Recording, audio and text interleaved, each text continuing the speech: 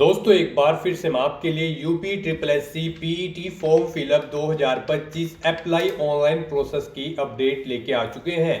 कैसे आप pre eligibility test PET 2025 के लिए अपना फॉर्म अप्लाई कर सकते हो, स्टेप बाय स्टेप कंप्लीट जानकारी आपको इस वीडियो में दिखाई जाएगी।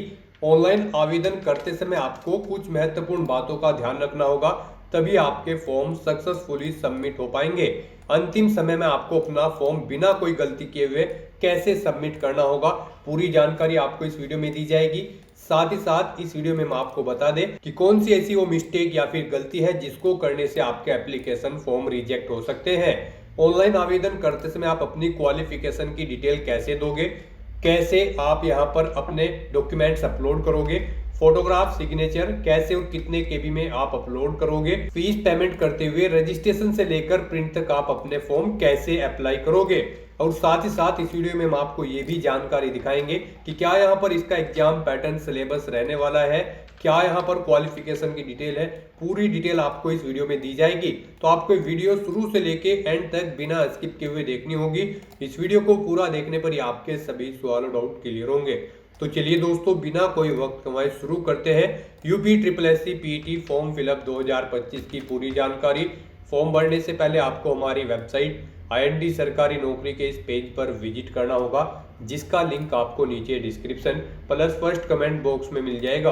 और हमारे इस पेज पर विजिट करके आप यहां से UP triple S C PET का फॉर्म अप्लाई कर सकते हो। Uttar Pradesh subordinate service selection commission की ओर से प्री एलिजिबिलिटी टेस्ट पीईटी 2025 का नोटिफिकेशन रिलीज कर दिया गया था। यहां पर आवेदन करने की अंतिम तिथि 17 जून 2025 है। लास्ट डेट ऑनलाइन आवेदन करने की 17 जून है। 10वीं पास अप्लाई कर सकते हैं। 18 से 40 वर्ष आयु सीमा है।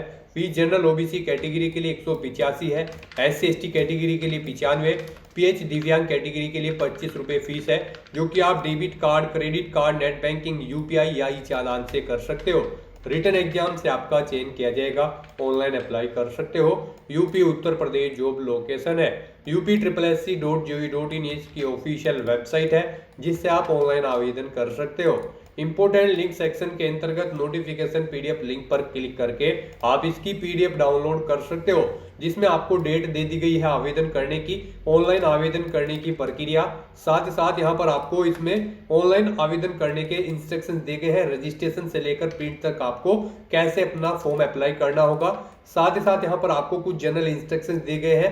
फोटोग्राफ सिग्नेचर अपलोड करने की गाइडलाइंस आपको यहाँ पर दे दी गई है। साथ ही साथ यहाँ पर आपको इसमें शुल्क जमा करने की प्रक्रिया दी गई है, फीस पेमेंट की जानकारी, क्वालिफिकेशन डिटेल, एज लिमिट और सिलेक्शन क्राइटेरिया के अंतर्गत एग्जाम पैटर्न और सिलेबस की भी पूरी जानकारी आपको दे दी गई है। तो अप्लाई करने से पहले आपके नोटिफिकेशन की PDF हिंदी में पूरा पढ़ना अनिवार्य है। इसको पूरा पढ़ने से ही आपके सभी सवाल डाउट क्लियर होंगे। PDF रीड आउट करने के बाद में आपको अप्लाई ऑनलाइन लिंक पर क्लिक करना होगा, तो आपके सामने ऑनलाइन आवेदन करने का ये ऑफिशियल पोर्टल ओपन हो जाएगा। गाइस यहाँ पर आने के बाद आपको प्री एलिजिबिलिटी टेस्ट पीईटी 2025 के इस सेक्शन में अप्लाई के इस लिंक पर क्लिक कर देना है। फिर यहाँ पर आपको इस एग्जाम के लिए क्वालिफिकेशन की डिटेल प्रोवाइड कर दी गई है। आपको क्वालिफिकेशन के इस लिंक पर क्लिक करके अपनी क्वालिफिकेशन चेकआउट कर लेनी है। इस एग्जाम में पार्टिसिपेट करने के लिए क्या आपकी एजुकेशनल क्वालिफिकेशन होनी चाहिए। यहाँ पर आपका कम से कम 10वीं क्लास पास आउट होना जरूरी है इस एग्जाम में पार्टिसिपेट करने के लिए। हायर क्वालिफिकेशन आपकी कुछ भी हो सकती है, 12वीं, ग्रेजुएशन या फिर पोस्ट ग्रेजुएशन। तो यहाँ से आप क्वालिफिकेशन की डिटेल चेकआउट कर सकते हो। और यहाँ पर अब आपको कैंडिडेट रजिस्ट्रेशन की इस ऑप्शन पर क्लिक कर देना है। नेक्स्ट आपके सामने यहाँ पर कुछ जनरल इंस्ट्रक्शंस ओपन होंगे, आप इन्हें केयरफुली रीड आउट करें। उसके बाद आप इस चेकबॉक्स को ओके करें और फिर आप आई एक्सेप्ट के इस ऑप्शन पर क्लिक कर दें। नेक्स्ट आपसे पूछा गया है कि क्या आपने पूर्व के वर्षों में आयोजित किसी प्री एलिजिबिलिटी टेस्ट में पार्टिसिपेट किया है। अगर किया है तो यहाँ पर आप यस ऑप्शन सेलेक्ट करें और फिर आप प्रोसीड के ऑप्शन पर क्लिक करें। उसके बाद यहाँ पर आपको अपना पीईटी रजिस्ट्रेशन नंबर एंटर करना होगा। जो आपने पिछले एग्जाम में कभी भी पार्टिसिपेट किया होगा तो आपको एक रजिस्ट्रेशन नंबर मिला होगा, वो रजिस्ट्रेशन नंबर आपको यहाँ पर एंटर करना है और उसके बाद आपको प्रोसीड के ऑप्शन पर क्लिक कर देना है। और गाइज अगर यहाँ पर आपने अभी तक पीईटी के किसी भी एग्जाम में पार्टिसिपेट नहीं किया है तो फिर यहाँ पर आपको नो ऑप्शन सेलेक्ट करना है। उसके बाद आपको प्रोसीड के ऑप्शन पर क्लिक करना है। उसके बाद आपके सामने यहाँ पर कुछ इस तरह से इंटरफेस ओपन होगा। यहाँ पर अगर आपने पहले से अपना किसी पीटी में पार्टिसिपेट किया हुआ होगा तो आपको यहाँ पर कुछ चीज़ें ऑटोमेटिकली फिल मिल जाएगी। अगर यहाँ पर आप बिल्कुल न्यू है तो यहाँ पर आपको अब अपनी डिटेल्स एंटर करनी है। तो अब यहाँ पर आपको सबसे पहले अपना नाम एंटर करना है, अपने फादर या हस्बैंड का नाम देना है, अपनी मदर का नाम आपको एंटर करना है। फिर यहाँ पर आपसे पूछा गया है कि क्या आपके पास उत्तर प्रदेश का डोमिसाइल है। अगर है तो यस करें, नहीं तो नो ऑप्शन सेलेक्ट करें। यहाँ पर यस ऑप्शन अगर आप सेलेक्ट करते हैं तो फिर यहाँ पर गाइज आपसे पूछा जाएगा कि क्या आप उत्तर प्रदेश के फ्रीडम फाइटर हैं। अगर हैं तो आप यस करेंगे, नहीं है तो आप नो ऑप्शन सेलेक्ट करेंगे। उसके बाद आपसे पूछा गया कि क्या आप ईएक्स सर्विसमैन, ईसीओ, एसएससीओ या फिर सीओ हैं। अगर हैं तो यहाँ पर आप इनमें से ऑप्शन सेलेक्ट करें, नहीं है तो नो ऑप्शन सेलेक्ट करें। अगर आप ईएक्स सर्विसमैन हैं तो आप ईएक्स सर्विसमैन ऑप्शन सेलेक्ट करेंगे। फिर अपनी सर्विस का ड्यूरेशन यहाँ पर आप सेलेक्ट करेंगे, रिटायरमेंट का ड्यूरेशन आप देंगे। और अगर आप नहीं हैं तो आप सिंपली नो ऑप्शन सेलेक्ट करेंगे। फिर आपसे पूछा गया कि क्या आप पर्सन विद डिसेबिलिटी कैंडिडेट हैं। अगर हैं तो आप यहाँ पर यस ऑप्शन सेलेक्ट करें। यहाँ पर आपको क्या विजन रिलेटेड डिसेबिलिटी है। अगर है तो आप यस करेंगे और फिर उसकी डिटेल देंगे। फिर आपसे पूछा गया कि क्या आपको हियरिंग डिसेबिलिटी है। अगर है तो यहाँ पर आप यस करेंगे, नहीं तो नो ऑप्शन सेलेक्ट करेंगे। फिर आपसे पूछा गया कि क्या आपको लोकोमोटर डिसेबिलिटी है। अगर है तो यस करें और उसकी डिटेल दें। अगर आपको यहाँ पर फिजिकोलॉजी या फिर न्यूरोलॉजिकल डिसेबिलिटी है तो उसमें आप यस या नो अपने अकॉर्डिंग ऑप्शन सेलेक्ट करके डिटेल देंगे। मल्टीपल डिसेबिलिटी है तो इसमें भी आप यस या नो ऑप्शन सेलेक्ट करके अपनी डिटेल यहाँ पर प्रोवाइड करा सकते हैं। उसके बाद अगर गाइज यहाँ पर आप PWBD यानी कि पर्सन विद डिसेबिलिटी कैंडिडेट नहीं हो तो यहाँ पर आपको नो ऑप्शन सेलेक्ट करना है। आगे की डिटेल आपको डिसेबल्ड कर दी जाएगी, नहीं देनी है। फिर आपसे पूछा गया कि क्या आप उत्तर प्रदेश के स्किल्ड प्लेयर हैं।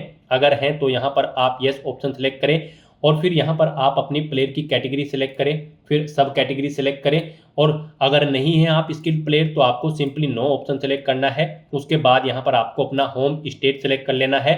फिर यहाँ पर आपको अपना डिस्ट्रिक्ट सेलेक्ट कर लेना है। उसके बाद आपको अपनी कैटेगरी यहाँ पर सेलेक्ट करनी है। फिर यहाँ पर आपको अपनी डेट ऑफ बर्थ सेलेक्ट करनी है, अपना जेंडर आपको सेलेक्ट करना है, अपना मोबाइल नंबर यहाँ पर आपको देना है। फिर आपको अपनी ईमेल आईडी यहाँ पर एंटर करनी है। फिर आपसे पूछा गया है कि क्या आप मैरिड हो। अगर हो तो आप यस करेंगे, नहीं हो तो आप नो ऑप्शन सेलेक्ट करेंगे। फिर यहाँ पर आपको अपनी एम्प्लॉयमेंट डिटेल देनी है। यहाँ पर अगर आप उत्तर प्रदेश के एम्प्लॉय हैं तो वो ऑप्शन सेलेक्ट करें, एक्स एम्प्लॉय हैं उत्तर प्रदेश के तो वो ऑप्शन सेलेक्ट करें, नहीं है आप एम्प्लॉय तो आपको नॉट एन एम्प्लॉय का ऑप्शन सेलेक्ट कर लेना है। उसके बाद यहाँ पर आप अगर एज में रिडक्शन चाहते हैं तो यस ऑप्शन सेलेक्ट करें और फिर यहाँ पर आप अपना एज रिलेक्शन ग्राउंड सेलेक्ट करें। आप गवर्नमेंट के अंडर आते हैं या फिर कोर्ट ऑर्डर या फिर सेवा नियमावली या फिर किसी अन्य रीजन से आप एज में रिलेक्शन चाहते हैं तो उसे यहाँ पर आपको स्पेसिफाई करना होगा। और अगर नहीं चाहते हैं आप एज में रिलेक्शन तो यहाँ पर आपको नो ऑप्शन सेलेक्ट कर लेना है। उसके बाद यहाँ पर आपको अपनी बेसिक एकेडमिक डिटेल्स प्रोवाइड करनी है। यहाँ पर इस एग्जाम में पार्टिसिपेट करने के लिए आपका कम से कम 10वीं क्लास पास आउट होना जरूरी है। तो यहाँ पर आपको सबसे पहले अपनी 10वीं क्लास की डिटेल देनी है। इसमें यहाँ पर आपको सबसे पहले बोर्ड का नाम सेलेक्ट करना है, जिस बोर्ड से आपने अपनी 10वीं क्लास पास आउट की है। उसके बाद आपको पासिंग ईयर सेलेक्ट करना है, कब आपने अपनी 10वीं क्लास पास आउट की है। अपना हाई स्कूल का रोल नंबर आपको देना है। यहाँ पर आपका जो रिजल्ट आया है वो परसेंटेज सिस्टम में है या फिर ग्रेडिंग सिस्टम में, आप अपने अकॉर्डिंग ऑप्शन सेलेक्ट करें। परसेंटेज में अगर है तो फिर आपने कितने मार्क्स ऑब्टेन किए हैं वो यहाँ पर आप एंटर करें। टोटल कितने मार्क्स थे जिसमें से आपने मार्क्स ऑब्टेन किए हैं वो यहाँ पर आप एंटर करें। और फिर यहाँ पर आपसे पूछा गया कि क्या आपने अपनी 12वीं क्लास भी कंप्लीट कर ली है तो आप इस चेकबॉक्स को ओके करेंगे, बोर्ड का नाम सेलेक्ट करेंगे जिससे आपने अपनी 12वीं क्लास पास आउट की है। फिर यहाँ पर आपको पासिंग ईयर सेलेक्ट करना है, अपना 12वीं का रोल नंबर देना है, आपका रिजल्ट परसेंटेज में था या फिर ग्रेड में, आप अपने अकॉर्डिंग ऑप्शन सेलेक्ट करें। फिर यहाँ पर कितने मार्क्स आपने ऑब्टेन किए हैं वो आप एंटर करें। टोटल कितने मार्क्स थे जिसमें से आपने मार्क्स ऑब्टेन किए हैं वो आप एंटर करें। इस तरह से अपनी बेसिक एकेडमिक डिटेल्स आपको यहाँ पर फिल कर देनी है। उसके बाद यहाँ पर अगर आपने कोई एडिशनल क्वालिफिकेशन कर रखी है तो अब यहाँ पर आपको अपनी एडिशनल एकेडमिक डिटेल देनी है।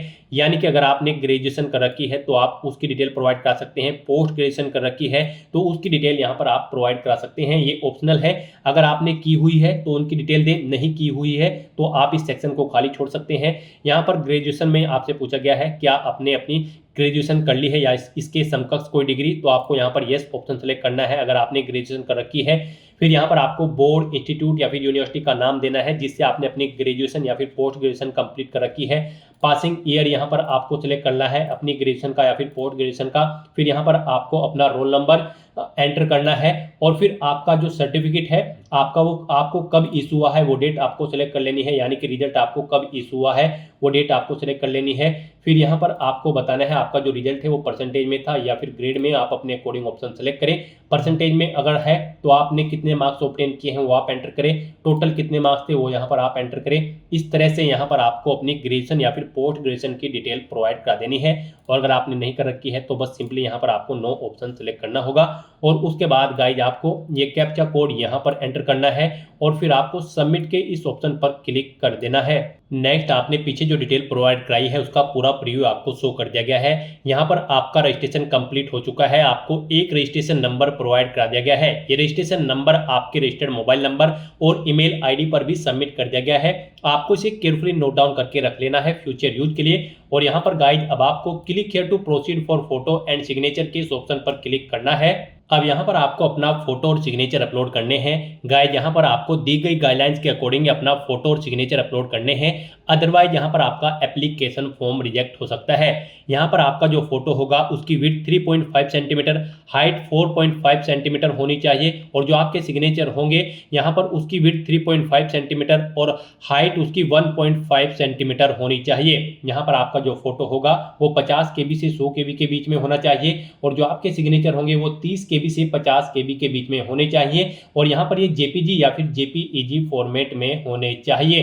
गाइस यहाँ पर अगर आपका फोटो या सिग्नेचर छोटे या फिर बड़े हैं और आप उनके साइज को कम या ज़्यादा करना चाहते हैं तो आप गूगल में जाएं, वहाँ पर टाइप करें इमेज रिसाइजर, आपके सामने मल्टीपल ऑनलाइन वेबसाइट ओपन होगी, वहाँ पर आप अपना फोटो या सिग्नेचर अपलोड करें और उसे अपनी रिक्वायरमेंट के अकॉर्डिंग साइज को सेट कर लें और फिर यहाँ पर आप उसे अपलोड कर दें। यहाँ पर आपके जो सिग्नेचर होंगे वो आपको हिंदी और इंग्लिश दोनों में कुछ इस तरह से करने हैं और फिर आपको अपनी फाइल यहाँ पर अपलोड करनी है। ये आपको सैंपल दिया गया है, इस तरह से यहाँ पर आपको अपने सिग्नेचर क्रिएट करने हैं और फिर आपको अपने सिग्नेचर की फाइल यहाँ पर आपको अपलोड करनी है। तो यहाँ पर अपना फोटो और सिग्नेचर अपलोड करने के लिए आपको सेलेक्ट फोटो के ऑप्शन पर क्लिक करना है, फोटो को सिलेक्ट कर लेना है और उसे यहाँ पर आपको अपलोड कर देना है। ऐसे ही यहाँ पर आपको सेलेक्ट सिग्नेचर के ऑप्शन पर क्लिक करना है और अपने सिग्नेचर की फाइल को सिलेक्ट करके उसे भी यहाँ पर आपको अपलोड कर देना है। तो इस तरह से यहाँ पर आपको अपना फोटो और सिग्नेचर अपलोड करने के बाद फिर कंटिन्यू के इस ऑप्शन पर क्लिक कर देना है। फिर आपको फाइल रिमेनिंग डिटेल्स में इस चेकबॉक्स को ओके करना है। फिर आपने पीछे जो डिटेल प्रोवाइड कराई है उसका प्रीव्यू आपको शो होगा। आपको इस पेज को नीचे स्क्रॉल डाउन करना है और यहाँ पर आपको अब प्रोफेशनल क्वालिफिकेशन में आना है और यहाँ पर आने के बाद आपसे पूछा गया है कि क्या आपने यहाँ पर टेरिटोरियल आर्मी में 2 साल तक सर्व किया है। अगर किया है तो आप यस ऑप्शन सेलेक्ट करें, नहीं किया है तो आप नो ऑप्शन सेलेक्ट कर लेंगे। उसके बाद आपसे पूछा गया है कि क्या आपके पास यहाँ पर एनसीसी का बी सर्टिफिकेट है, अगर है तो आप यस करेंगे और नहीं है तो यहाँ पर आप नो ऑप्शन सेलेक्ट कर लेंगे। उसके बाद यहाँ पर आपको अपने एड्रेस की डिटेल देनी है। यहाँ पर अगर आपको सबसे पहले अपना परमानेंट एड्रेस देना है, इसमें आपको अपना नाम देना है, अपना हाउस नंबर देना है, अपना स्ट्रीट नंबर देना है, अपनी लोकेलिटी यहाँ पर देनी है, स्टेट का नाम आपको ऑटोमेटिकली सिलेक्ट मिल जाएगा। फिर आपको अपना डिस्ट्रिक्ट यहाँ पर सिलेक्ट कर लेना है, पिन कोड देना है और उसके बाद यहाँ पर आपको अपना कोरोस्पोंडेंस मेलिंग एड्रेस देना है। और अगर आपका कोरोस्पोंडेंस एड्रेस आपके परमानेंट एड्रेस के अकॉर्डिंग सेम है तो यहाँ पर आप इस चेकबॉक्स को ओके करेंगे, ऑटोमेटिकली आपका कोरोस्पोंडेंस एड्रेस आपके परमानेंट एड्रेस के अकॉर्डिंग फिल हो जाएगा। उसके बाद आपको इस पेज को नीचे स्क्रॉल डाउन करना है और फिर यहाँ पर आपको डिक्लेरेशन सेगमेंट में आकर यहाँ पर आपको यस ऑप्शन सेलेक्ट करना है कि आप एक्सेप्ट करते हैं ऊपर के सभी डिक्लेरेशन जो टर्म्स एंड कंडीशन है। तो यहाँ पर आपको यस ऑप्शन सेलेक्ट करना है। उसके बाद आपको यहाँ पर प्रीव्यू के इस ऑप्शन पर क्लिक करके अपने एप्लीकेशन फॉर्म का प्रीव्यू चेकआउट कर लेना है। फिर यहाँ पर आपको आपके एप्लीकेशन फॉर्म का पूरा प्रीव्यू शो कर दिया गया है। आपको सभी डिटेल्स केयरफुली चेकआउट करनी है। कहीं पर कोई मिस्टेक है तो आप बैक बटन पर क्लिक करके एडिट कर सकते हो और अगर सभी चीज़ें ओके हैं तो यहाँ पर बस अब आपको ये कैप्चा कोड इस बॉक्स में एंटर करना है और उसके बाद आपको सबमिट के इस ऑप्शन पर क्लिक कर देना है। नेक्स्ट यहाँ पर आपको अपनी एप्लीकेशन फीस का अमाउंट जमा कराना है। गाइस यहाँ पर आपको आपकी कैटेगरी के अकॉर्डिंग एप्लीकेशन फीस का अमाउंट शो कर दिया जाएगा। यहाँ पर जनरल ओबीसी कैटेगरी के लिए 185 रुपये फीस है, SC ST कैटेगरी के लिए 95 रुपये और PH दिव्यांग कैंडिडेट के लिए मात्र 25 रुपये एप्लीकेशन फीस है, जो कि आप ऑनलाइन मोड में debit card, credit card, net banking या फिर UPI के माध्यम से जमा करा सकते हो। तो यहाँ पर अब आपको बस अपना फीस पेमेंट करना है। उसके लिए यहाँ पर आपको क्लिक हियर टू पे द रिक्वायर्ड फीस के इस ऑप्शन पर क्लिक करना है नेक्स्ट आपके सामने फीस पेमेंट का गेटवे ओपन हो जाएगा। यहाँ पर आकर आपको स्टेट बैंक ऑफ इंडिया के इस ऑप्शन पर क्लिक करना है, इसे आपको सेलेक्ट कर लेना है और फिर आपको इस चेकबॉक्स को ओके करना है और उसके बाद गाइज आपको यहाँ पर प्रोसीड फॉर फीस डिपोजिशन के इस ऑप्शन पर क्लिक कर देना है। फिर आपको आपकी फीस पेमेंट की डिटेल शो कर दी गई है। अब आपको इसे कंफर्म करने के लिए प्रोसीड के इस ऑप्शन पर क्लिक करना है। नेक्स्ट यहाँ पर आपको फीस पेमेंट के इंटरफेस पर रिडायरेक्ट कर दिया गया है। यहाँ पर गाइज आप debit card, credit card, net banking या फिर यूपीआई या फिर एनईएफटी के माध्यम से अपना फीस पेमेंट कर सकते हो। यूपीआई यहाँ पर आपके लिए बेस्ट ऑप्शन रहेगा। यहाँ पर आप अपनी यूपीआई आईडी के थ्रू फीस पेमेंट कर सकते हो। अगर आप यूपीआई आईडी जानते हैं तो एंटर यूपीआई आईडी के इस ऑप्शन पर क्लिक करें। अपनी यूपीआई आईडी यहाँ पर एंटर करके वैलिडेट यूपीआई आईडी के ऑप्शन पर क्लिक करते हुए अपना फीस पेमेंट कर दें, या फिर आप क्यूआर कोड के थ्रू भी अपना फीस पेमेंट कर सकते हो। आप यूपीआई क्यूआर के इस ऑप्शन पर क्लिक करें, उसके बाद आप यहां पर पे नाउ के इस ऑप्शन पर क्लिक करें। फिर यहां पर आपके सामने ये क्यूआर कोड शो कर दिया जाएगा।